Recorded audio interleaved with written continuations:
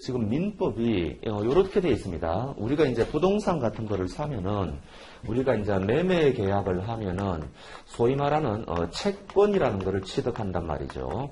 요거를 규율하는 법을 채권법이라고 그럽니다. 그런데 매매했다고 해서 소유권이 나한테 넘어오는 거는 아니지 않습니까? 나중에 이게 이제 아파트 같은 거라면은 나중에 이제 잔금 같은 거를 치를 때 소유권이 비로소 이전이 될 겁니다. 근데 요때 우리가 요 소유권이 이전된다. 요 소유권을 우리가 물권이라 그러거든요. 그래서 요거를 규율하는 법을 물권법이라고 그럽니다. 그러면은 도대체 누가 이런 매매 계약을 체결하느냐, 누가 이런 소유권 이전을 하느냐, 이게 공통되지 않습니까?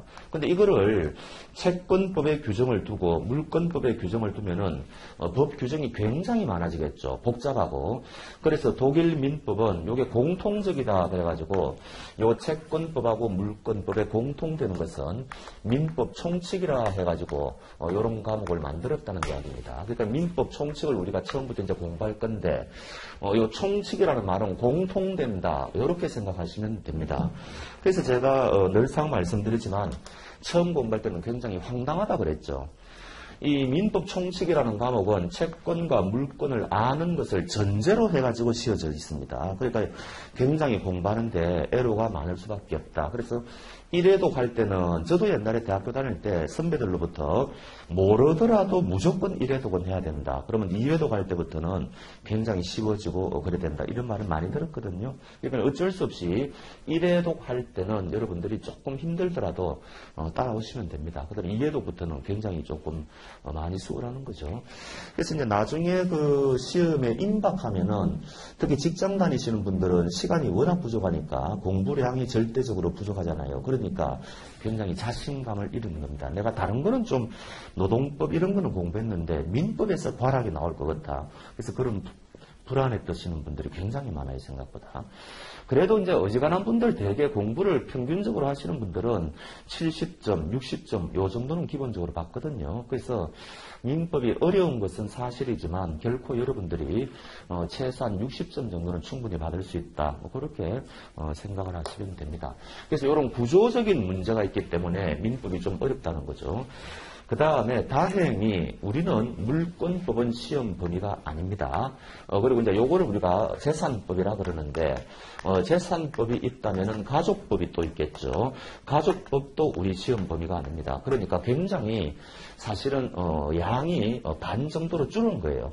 법무사 시험 같은 경우에는 이 전체가 다 시험 범위거든요. 그러니까 굉장히 양이 굉장히 많죠. 근데 우리는 여러분들이 요 민법 총칙 요거 이제 공부하시면 되고, 요게 이제 법 조문이 요거 이제 조의 약자입니다. 1조부터 요게 184조까지 있거든요. 그러니까 조문수가 한 200조문 된다. 이렇게 보시면 되고, 채권법은 또 이렇게 되어 있습니다. 이게 여기 총칙이 있듯이 이 독일 민법은 전부 공통적인 것은 다 몰아놨어요. 그래서 또 가보면은 채권 총론이라 해도 되고 뭐 채권 총칙이라 해도 되고 마찬가지입니다만 채권 강론 해가지고 또 총론 강론 이렇게 돼 있어요. 이 강론은 뭔가 하니까 우리가 상대방할 때 채권이라는 것은 뭔가를 달라고 할 수 있는 권리인데, 아니 제가 여러분들한테 100만 원 달라 이러면 제가 조폭이 저기 말이 안 되지 않습니까? 그런데 어제 매매 계약을 체결했기 때문에 매매 대금을 100만 원 달라 이러면 말이 되잖아요. 그래서 요 채권 강론이라는 과목은 뭔가 하니까 채권이 왜 발생하느냐, 요 발생 원인을 규명하는 겁니다. 여기 이제 4가지가 있거든요. 또 여기에서 공통적인 것을 여기 또 다 몰아놨어요. 그래서 이런 식으로 또 우리나라는 이제 독일 민법을 수입했는데 독일 민법은 총칙, 각칙, 총칙, 각칙 이런 식으로 되어 있기 때문에 굉장히 처음에 공부할 때는 좀 어렵게 느껴질 수밖에 없다. 그렇게 하시고, 그 다음에 두 번째는 양이 많습니다. 이게 가족법이 시험 범위가 아니고 지금 물권법이 시험 범위가 아니라 그랬잖아요. 그래도 이 채권 총론이 요게 373조부터 시작하거든요. 그래서 이게 526조까지예요. 그럼 이게 조문이 벌써 150조문 정도 되죠. 그럼 채권 강론은 이게 527조부터 해가지고 물경 766조까지 있어요. 그러면 이 조문수가 벌써 250조문입니다. 그러니까 조문수가 굉장히 많아요. 그러니까 조문수가 많다 많다는 것은 우리가 공부할 양이 많다는 것을 뜻하고 그 대신에 모든 조문이 다 중요한 건 아닙니다. 이 중에서 자주 출제되는 게 있고 전혀 출제되지 않는 게 있는데 그래도 일단 조문이 많으니까 굉장히 우리로 하여금 부담감을 느끼게 한다. 또 이런 거죠. 그 다음에 이 민법 고유의 또 문제가 하나 있는데 용어가 전혀 사회에서 쓰지 않는 용어를 너무 많이 써요. 헌법이나 뭐 다른 상법, 뭐 행정법, 현법 이런 거는 그런 거 없어요. 그런데 희한하게 우리 민법만 용어가 우리 현실에서 쓰지 않는 용어가 굉장히 많습니다. 일본식 표현도 많고. 그러니까 처음에 여러분들이 읽어 나갈 때는 굉장히 막히게 돼 있어요. 도대체 이게 무슨 말이지? 우리가 영어 공부를 하면 직독직해가 돼야 될 거 아닙니까? 근데 그게 안 돼요. 이게 무슨 말인지 자꾸 막힌단 말이죠. 그래서 이래도 갈 때는 영어도 어렵죠. 체계적으로도 어렵죠. 양도 많죠. 이러니까 고전을 할 수밖에 없다. 이런 이야기입니다. 그렇지만 요건 단점만 있는 게 아니고 너무 재밌다. 우리 일상생활에서 벌어지는 거니까 충분히 재밌게 공부할 수 있고 여러분들보다 먼저 공부하신 분들 다 60점대, 70점대 받아서 합격하셨으니까 너무 또 거기에 대해서 뭡니까? 생각하실 필요는 없습니다. 그리고 이게 해마다 신기한 게 우리가 지금 25문제 출제가 되잖아요. 그런데 해마다 민법 총칙이 12문제가 나와요. 12문제. 그 다음에 요 이제 채권 총문하고 채권 강문을 합쳐가지고 이게 13문제가 나오거든요. 그럼 이게 참 신기하죠. 양은 채권법이 이 민법 총칙보다 2배가 많습니다. 근데 문제수는 대등하게 나와요. 문제수는. 그러니까 나중에 공부를 해보시면은 민법 총칙에서 고득점을 할 수 있다는 것을 알 수가 있습니다. 그래서 그나마 민법 총칙은 주어진 양 속에서 문제수가 많기 때문에 우리가 출제 가능을 어떤 문제가 출제될 거다. 이게 좀 예상 가능한데 여기는 너무너무 양이 많으니까 어디에서 문제가 출제될지 예상하기가 상당히 힘들어요. 그래도 이때까지 기출문제를 보면은 우리가 어느 정도 이제 감은 잡을 수가 있죠. 자, 여기까지 민법 공부에 대한 어떤 어려움이랄까 그렇게 했고 그러면 도대체 우리가 어떻게 하면은 효과적으로 이 민법 공부를 할 거냐 이 이야기인데 자, 오늘 지금 그 기본서 프린트 한번 보시죠. 거기 보시면은 4페이지 보시면은 제일 밑에 법률의 의미 해가지고 성문법의 총칙이라 해가지고 별표를 해놨죠. 작년까지는 제가 이 별표를 안 했습니다. 그런데 강의할 때 별표 5개, 별표 3개, 별표 1개 이렇게 차등을 주어가지고 별표 5개는 무조건 알고 가셔야 된다. 별표 3개는 시간 되는 분들이 알고 가면 된다. 이런 식으로 했는데 이번에는 아예 책에다가 별표를 넣어놨습니다. 그래서 별표가 있는 것들은 여러분들이 무조건 보셔야 된다.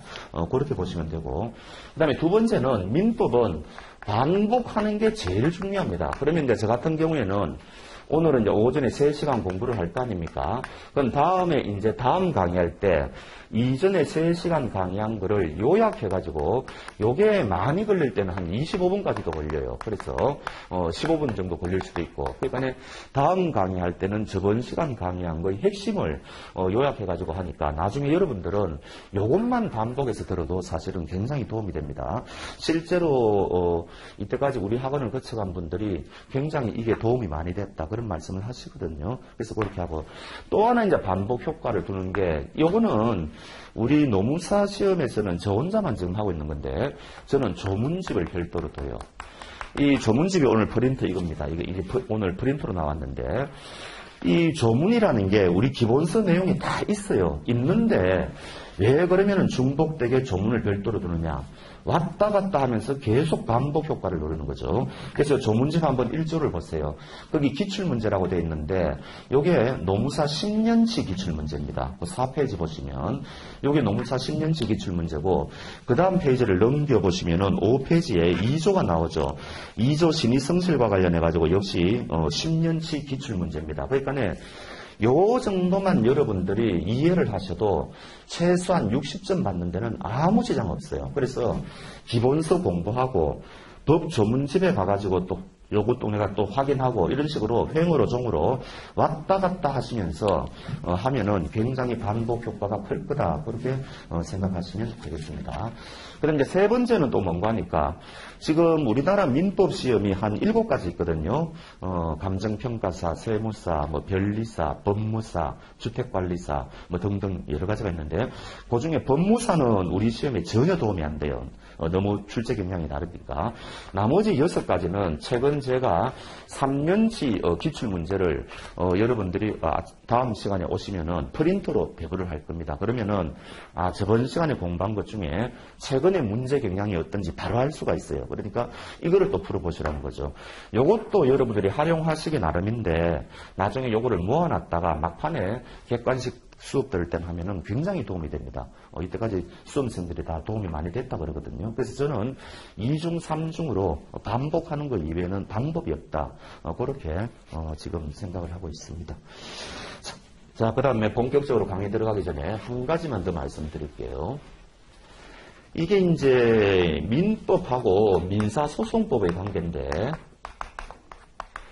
우리가 이제 이 민법이라는 것은 당신에게는 이런 권리가 있고 이런 의무가 있다. 이런 이야기를 지금 하는 법이거든요. 이런 법을 우리가 실체법이라고 그럽니다. 그런데 상대방이 만약에 의무를 이행하지 않으면 어떡할 거냐? 옛날 원시시대는 가서 물건을 빼앗아갔지만 지금은 그럴 수가 없지 않습니까? 소송을 통해서 하라. 이게 이제 민사소송법이죠. 이런 걸 우리가 이제 절차법이라고 그러지 않습니까? 그럼 우리는 사실은 시험 범위가 요 민법만 시험 범위인데 옛날부터 민법하고 민사소송법은 일체화되어 가지고 발달이 되었거든요. 그래서 이게 분화가 안 되고 지금도 굉장히 밀접하게 연결이 되어 있습니다. 그래서 그 중에 대표적인 게 뭔가 하니까 요 민사소송법은 대원칙이 뭔가 하니까 대원칙이 변론주의라는 거예요. 변론주의. 무슨 말인가 하니까 원고 피고가 왔는데 판사 입장에서는 누구 말이 맞는지를 알 수가 없지 않습니까?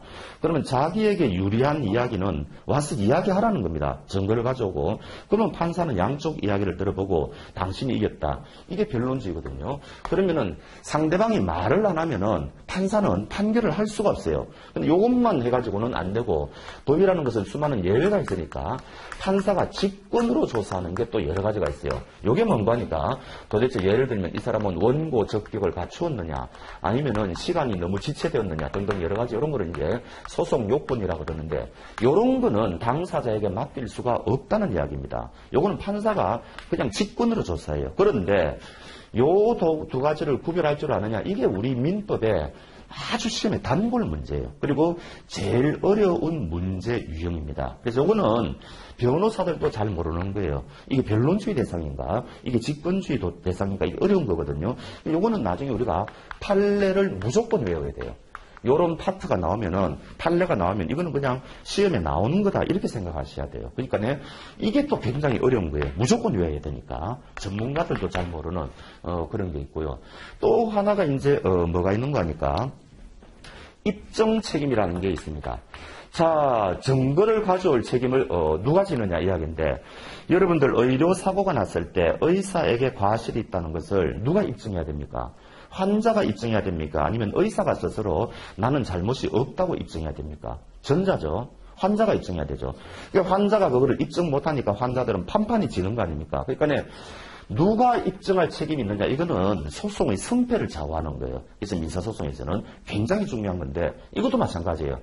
입증 책임이 원고에게 있느냐 피고에게 있느냐 아리까리할 때가 굉장히 많아요. 이때 우리 판례가 이런 경우는 당신에게 있다. 이런 경우는 당신에게 있다. 이런 판례가 있으면 이것도 무조건 외워야 돼요. 별표 5개 해가지고 이런 식으로. 그래서 이게 여러분들이 민법을 공부한다고 해가지고 민법만 생각하시면 안 되고 항상 법정에서 원고하고 피고가 앉아있는 광경을 그리면서 공부하면 조금 더 도움이 됩니다. 어찌됐든 민사소송하고도 굉장히 관련이 돼 있다. 그래서 요거하고 이제 관련되는 게 뭔가 하니까 추정이라는 제도하고 간주라는 제도예요. 추정은 뭔가 모르겠다는 거죠. A인지 B인지 모르겠다면 일단 그렇게 봐주자는 거 아닙니까? 그러면 이 사람은 이제 입증할 필요가 없죠. 일단 그렇게 봐주니까. 그런 제도거든요. 근데 나중에 반대되는 증거를 가져오면은 이거는 번복이 가능해요. 요거는 나중에 강의 시간에 다 말씀드리겠습니다. 간주가 되면은 이거는 끝나는 거예요. 반증 가지고 실종 선고를 내리면 그 사람은 사망한 게 되거든요. 근데 그 사람은 사실은 어딘가 살아 있습니다. 그래도 이 사람은 법적으로는 사망한 사람으로 취급이 돼요. 그게 바로 간주라는 거거든요. 그래서 이 사람이 만약에 살아 돌아왔다. 그럼 반증만 갖고는 이게 뒤집어지지가 않아요. 또 다른 절차가 필요하거든요. 그래서 또 하나, 우리 민법을 공부하시다 보면은 법조문에 어떤 거는 추정이라고 돼 있고 어떤 것은 간주라고 돼 있는데 이것도 전부 입증 책임의 문제를 해결하기 위해서 도입된 거고, 요런 게 나오면은 요거 바깥치기 해가지고 또 출제를 많이 하거든요. 그러니까 그런 식으로 여러분들이 유의를 하시면 됩니다.